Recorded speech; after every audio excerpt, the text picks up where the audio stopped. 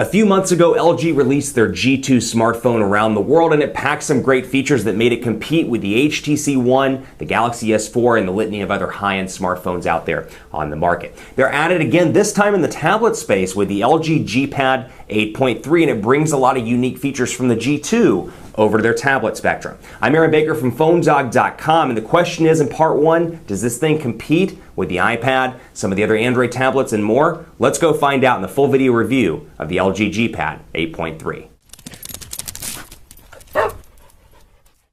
If you take a look at this tablet and you think to yourself, this looks a lot like the LG G2, well, it's intended to. It has the same design language as LG's new high-end smartphone, but this is the LG G Pad 8.3, a new tablet from LG, and like I said, very reminiscent of their newest high-end smartphone. The design is very similar, and specs-wise, it's got a lot to like on the tablet front. It's packing an 8.3-inch display with 1200 by 1920 pixels, 273 ppi, so a nice display all around, and other specs include 2 gigabytes of RAM, 16 gigabytes of internal storage. You've got a 1.7 gigahertz quad-core Snapdragon 600 CPU here, a non-removable 4,600 milliamp hour battery, 5 megapixel camera on the back, and granted you don't get a flash, but you still got that camera option as well as a front-facing camera, and it packs some of LG's little features like Knock On, where I can double tap on the screen to turn it on in landscape mode, apparently, as you can see there, and it's packing Android 4.2 out of the box with LG's user interface. Now, overall, the look and feel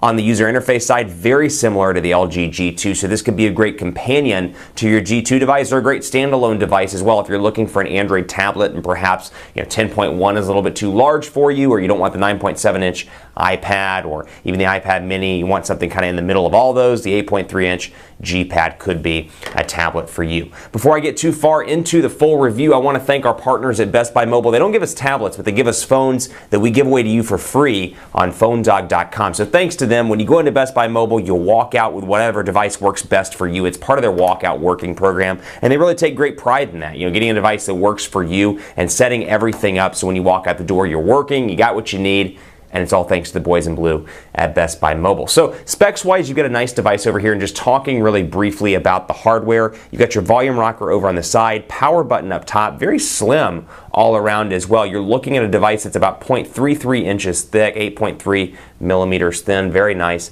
and svelte. 3.5 millimeter headphone jack up top, watch on port, not watch on, your IR blaster for the remote control. You got micro USB charging port down here at the bottom, and then over on the side, nothing over here. And they've got a metal back, as you can see back here. Really nice looking speakers on the back. You do not, again, have a removable battery, but what you do have up here, as you can see, is your micro SD card slot right up top. So it is a Wi-Fi only device, at least this particular variant is a Wi-Fi only device. Special thanks to LG for sending over a review unit. And let's talk about what comes out of the box. You can see the applications here. Again, typical LG look and feel, looks a lot like their smartphones, and a lot of the same software goodies are prevalent on this tablet as well. You've got, of course, the traditional stuff, Chrome, all the different Google Plus services. You've got LifeSquare, LG Backup. You've got some things like Update Center, which is LG's kind of, as it sounds, centralized update place where you can get all your updates to LG's applications, particular Android updates, etc. You've got QPair, which we'll talk about in part 2,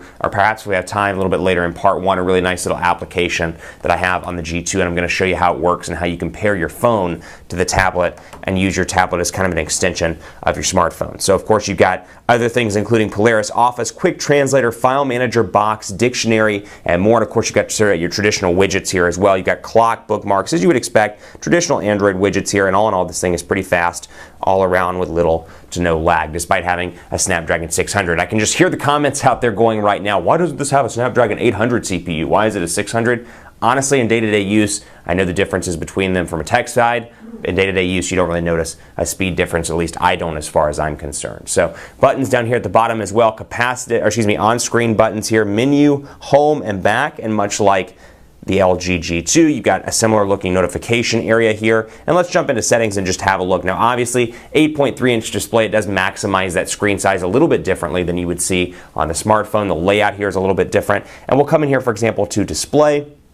You've got knock-on feature here, you've got the screen off effect. So a lot of those same goodies you see over on the LG G2. Things like screen off effect, like I said, and the knock-on, and all those different goodies. Font type, font size, very similar here, including this one, the front touch buttons, which I like this feature quite a bit. We'll bring it up to the camera here so you can take a closer look. And I've got the option, obviously because of the larger display, to have even more on-screen buttons down here at the bottom. So you can configure this any way you want to. If you want to go with LG's configuration, perhaps you're more familiar with another Android device, you can go with the menu button there on the left side. You can add quick access to your notification drawer or panel. You've got quick access to quick memo. You've got a bunch of different options here, including the option to have up to 5 down here at the bottom. So a lot of different choices, and you can make that your own. And not only can you make it your own, but you can change the overall color theme as well, which I should have shown you. Theme here, got black and white.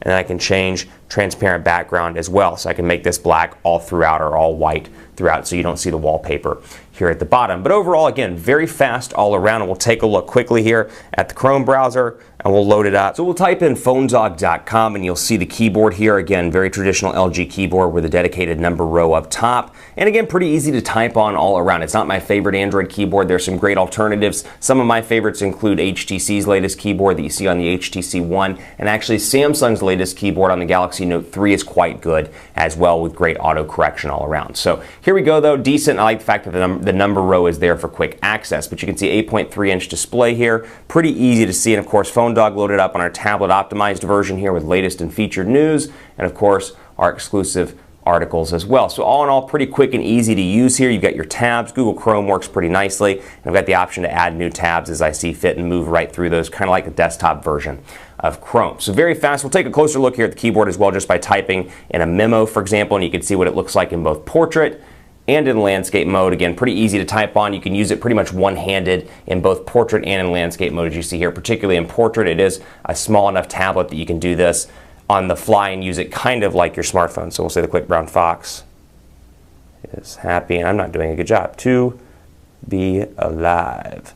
Quick Brown Fox, tell Quick Brown Fox is happy to be alive, according to this. What I was trying to say is the Quick Brown Fox is happy to be alive. So pretty easy to type on. Again, I like the fact that the number row is always up there, but of course you can download alternatives as you would expect from the Google Play Store if you want a different keyboard experience. Keep it locked on phonedog.com. In part 2, we'll cover speed tests, we'll cover camera settings, and we'll talk a little bit more about this crazy thing called QPair that you're seeing right here. Stay tuned for part 2.